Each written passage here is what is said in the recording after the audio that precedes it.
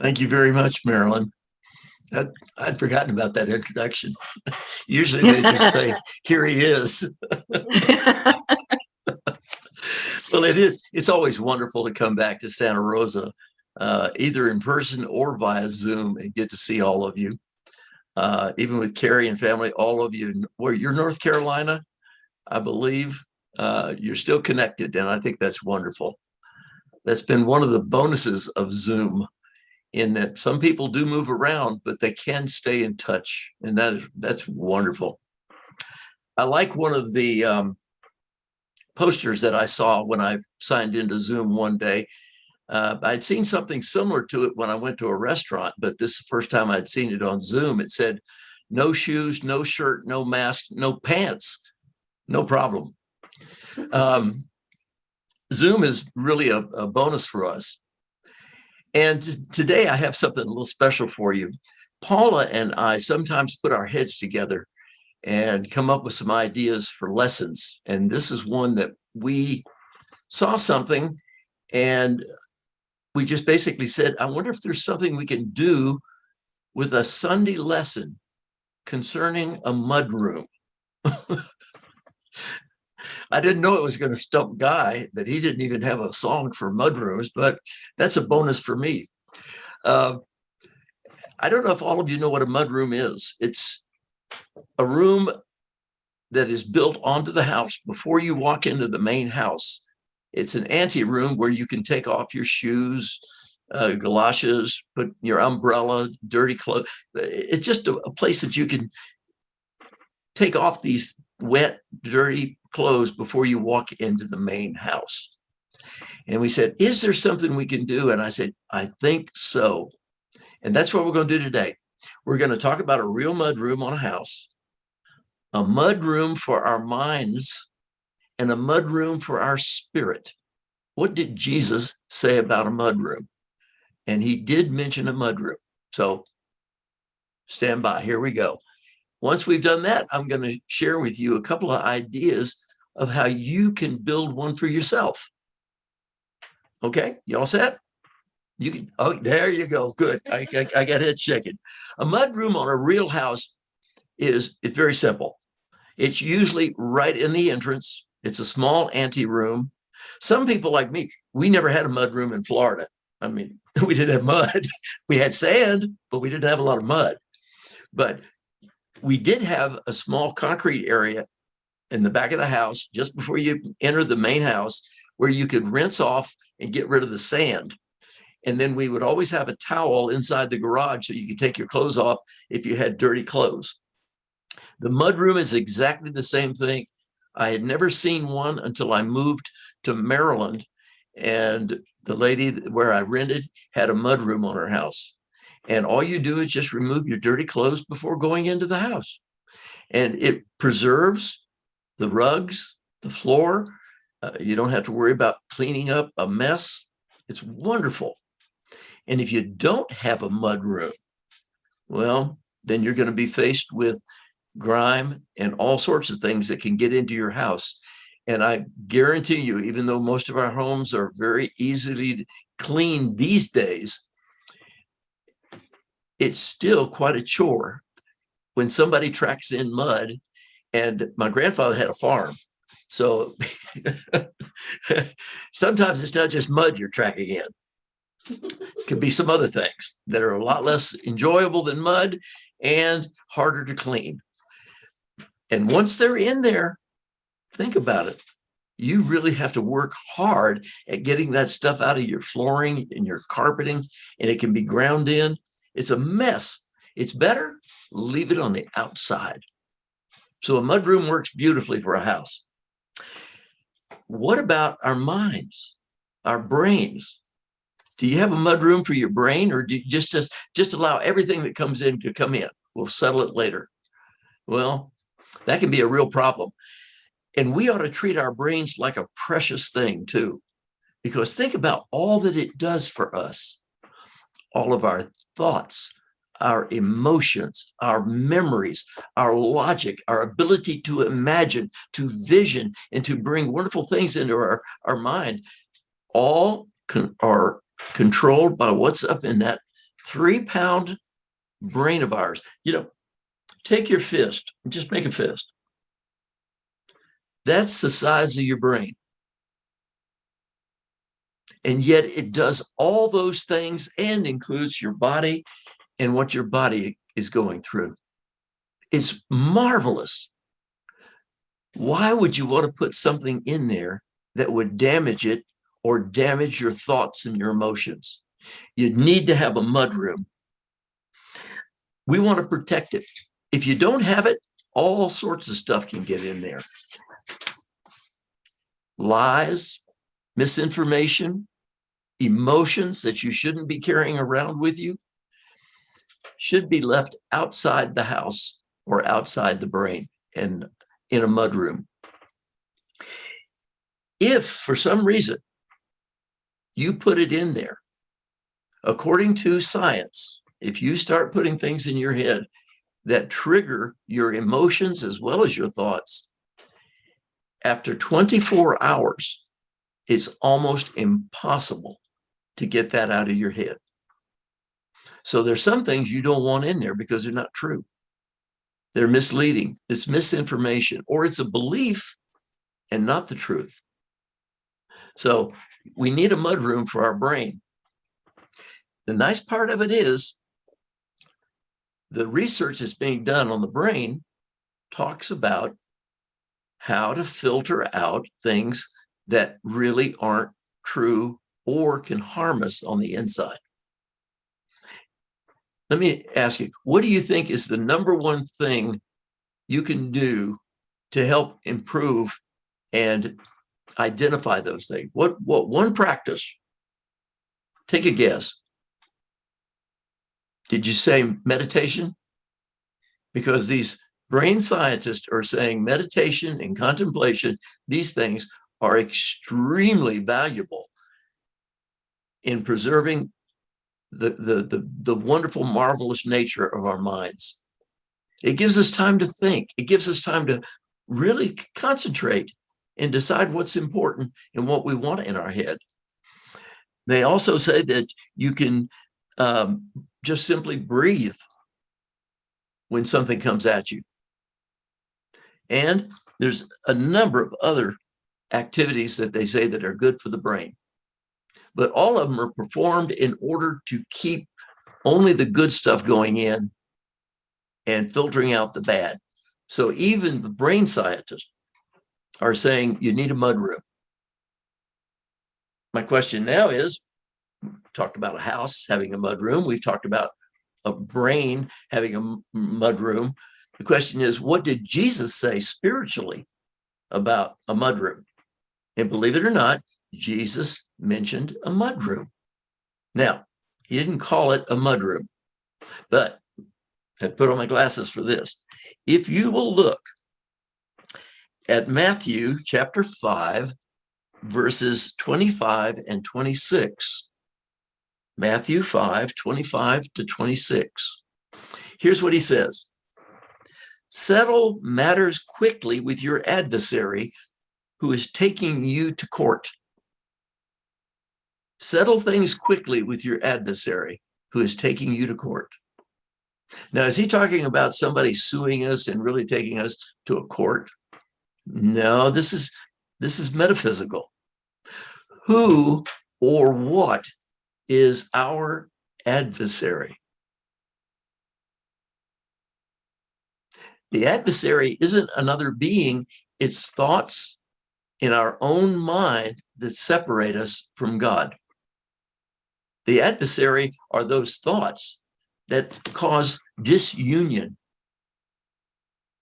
that disunite the world, disunite us from others. And if we allow it in, we go to the next step. And Jesus says, do it while you are still with him on the way, or he may hand you over to the judge. Now, he's not talking about a worldly judge. He's talking about the amygdala in the brain, the center of emotion. He's saying you will get in there and you will create an emotional and thought form that is judgmental. And every judgment separates us from something else. Every judgment is either this is good, that's bad. This is right, that's wrong. This is up, that's down. Black and white. It's always a separator. And if we allow it in there and we go to the point of making a judgment, the next thing can happen. And the judge may hand you over to the officer. The officer is the will, the executive function. And now our executive function is behind the idea of separating, creating disunion. And you may be thrown into the prison. In other words, Egypt, the dark place, the narrow place, the place in mind where you have a difficulty changing your mind because it's becoming firmer and firmer. And Jesus says, I tell you the truth, you will not get out until every penny is paid. Not easy to get out spiritually once you've tied on to a lie and given it energy. And that's exactly what the brain scientists have said about thoughts that we put into our minds. Once they're in there 24 hours, it's hard, if not impossible, to get out. And the same thing with a mudroom in a house. Once you've tracked in whatever you picked up on that farm and it's in the carpet, it's going to be hard to get out. And so we want a mudroom because the mudroom keeps it from coming in the first place. The mudroom is that moment where we say to ourselves, wait a minute, do I want this in my mind, my heart, or do I want it on the carpet? And it gives us an opportunity to say, no, I don't want that in my mind. And that keeps the house clean, keeps the mind clean, and keeps the spirit clean. Now, I have a suggestion. 3 things that I do, and we're going to use these in a meditation today, one of them at least. 3 things that I consider possibilities when I'm thinking about what I'm going to do about something that's coming in my life. The first is found in Galatians chapter 5, verses 16 to 26. And I'm not going to read all of it to you. It's about the sinful human nature and the gifts of spirit, or fruit of spirit. And Jesus says there's 2. Or I'm sorry, that wasn't Jesus. Paul says there are 2. Evil nature, spirit. What we want in us is the spirit stuff, not the evil. And he describes the evil as those things which interfere with relationships. It drives a wedge between us and someone else, and more importantly, between us and God. That would look like immorality, impurity, idolatry, hatred, discord, jealousy, fits of rage, selfish ambition, dissensions, envy, and more. All those things, if you create something, a thought or something, anything that comes out of those things, is going to be divisive and ruin relationships. But on the other hand, he says the fruit of spirit is just the opposite. The fruit of spirit is about uniting, where everybody wins. Everybody. Nobody's left out. Love, joy, peace, patience, kindness, goodness, faithfulness, gentleness, and above all, self-control. And the beauty of it is you and I, and that's what I do when I hear something coming at me, and my question is this self-interest coming out? Is this made out of anger? Is there name calling? Is there all sorts of stuff going on? Then I have to look at it and say, I'm not so sure I want to put that in my mind and in my heart. But if what's being said is uniting people, in love and kindness and patience and gently, I'll listen. That's the first step. That's the first practice I use. But I have to tell you, it's hard to remember all those things. But I found a shorter version of it that only lists 3 instead of 7. Bishop Shelby Spong. How many of you read Bishop Shelby Spong's material? Okay. How to Save the Bible from Fundamentalists, and he's written several. One of them was called Unbelievable. If you ever have a chance to study that book, do it. I bought it while I was in Santa Rosa. Paula was attending a Zentangle class, and I went over to a bookstore in Santa Rosa at one of the malls, bought the book, sat down, and almost finished it that weekend. It was so good. I couldn't put it down. In there, Bishop Spong says there's 3 things you have to ask yourself. And if the answer is no, then you can't go along with what it is. You have to wait. He said, here's the questions you ask. Is whatever's being proposed expand life, increase love, and enhance being? Life, love, and being. Does it create those things in larger amounts to where you're part of the creative process? Or does it exclude somebody? Then it's not expanding life, and it's not expanding love. It's excluding. And so I can say without question, no, that's not for me. Somebody else can do that, but that's not what I'm about.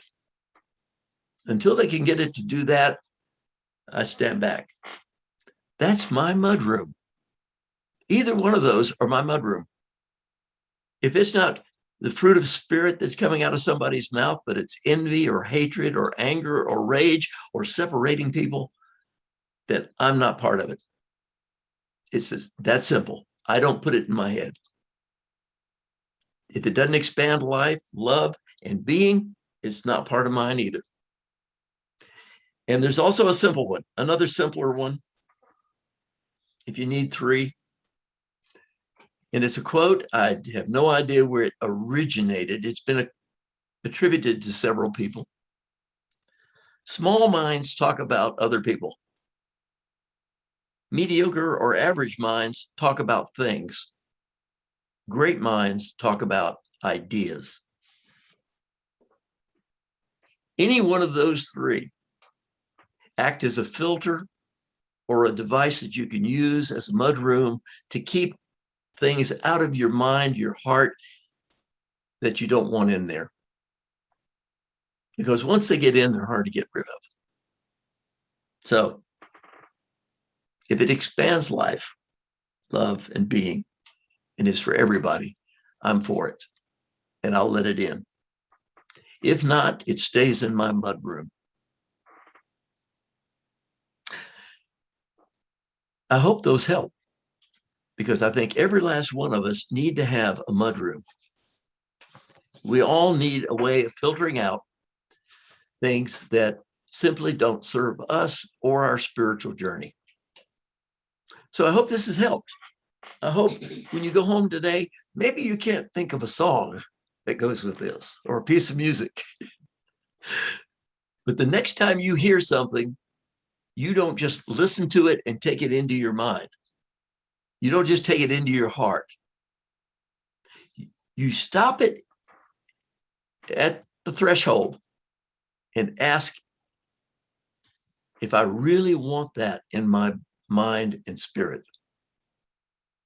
You build your mudroom, and you'll be so thankful you did.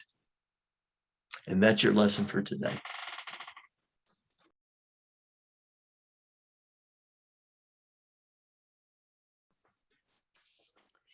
Now, what I'd like to do for the meditation is something a little different. I want to use the mudroom as your focus. So if you will, I ask you to, if you want to, close your eyes. You don't have to for this meditation because it's not required. But I want you to begin to get relaxed. Take a deep breath and let it out.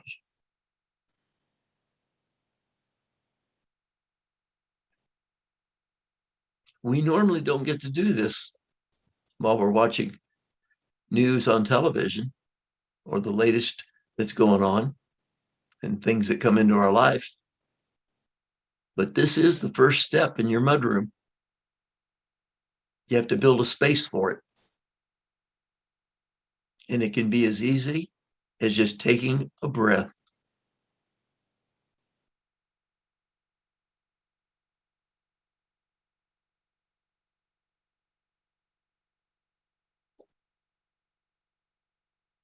And now let's use Bishop Spong's method.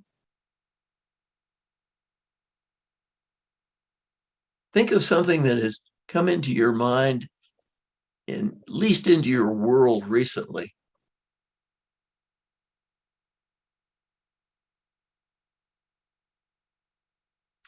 And let's pretend for just a moment it's coming again, that same bit of news, that same information. But this time, instead of just accepting it, letting it play with our minds and get into our heads, let's stop it at the door.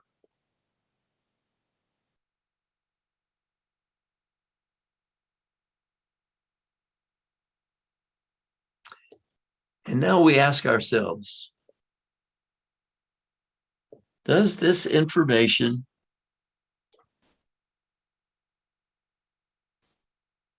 expand life for everybody?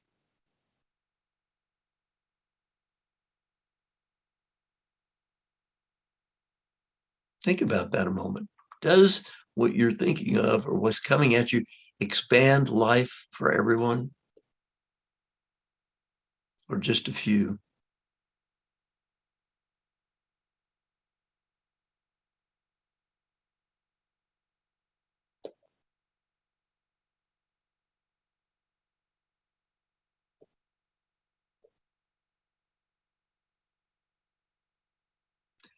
Now let's ask the second question. Does it increase love? Does it build relationship, positive relationships? Is that its purpose, to connect us to one another more fully?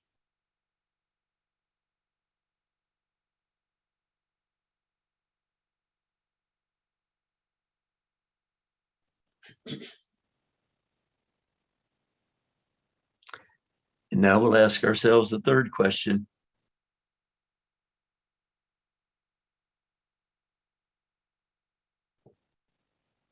Does it enhance being?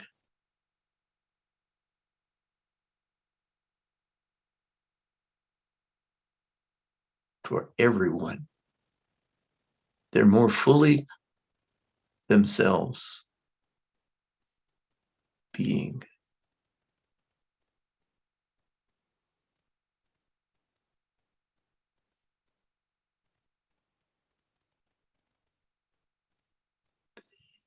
If we can honestly answer yes to those three questions, what's being presented has spiritual truth in it. It's not based on ego, personal power, anger, frustration, or separation. It's based in spirit, and we can let it in. If the answer is no to any of the above, we have to say, well, it's a good idea, maybe, but let's leave it on the outside for right now, and we'll keep looking at it. We don't have to answer right now.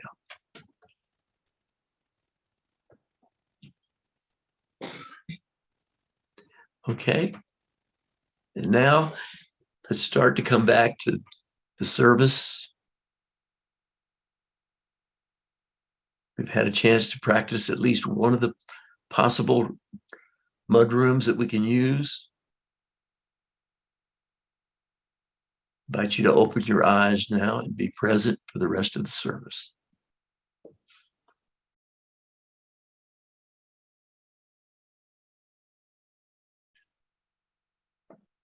And this week, we affirm that we will leave everything in the mudroom except those things that expand life, increase love, and enhance being. And so it is.